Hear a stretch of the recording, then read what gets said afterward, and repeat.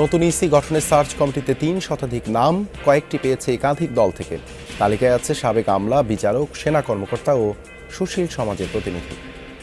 গ্রহণযোগ্য একজন প্রধান নির্বাচন কমিশনার এবং অন্যান্য কমিশনারগণ মনোনীত হন, সেই ব্যবস্থাটা হবে। গণশুনানির একটা ব্যবস্থা করা, যে আমরা এই 5 জন ব্যক্তিকে ইলেকশন কমিশনার হিসেবে ঠিক করেছি।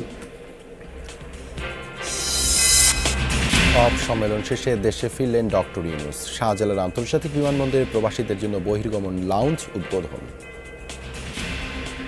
আমরা মাথার থেকে দুশ্চিন্তার ভাতটা তুলে নেওয়া হলো এইটার উদ্দেশ্য। সেই যাত্রা শুরু হলো। আজকে আমরা খুবই আনন্দিত এবং যারা যারা এই কাজের সঙ্গে সংশ্লিষ্ট ছিলেন তারা সবাই অত্যন্ত আন্তরিকভাবে কাজ করেছেন। জাতিসংঘ জলবায়ু সম্মেলনের সফলতা নিয়ে এবারও সন্দিহান পরিবেশবাদী।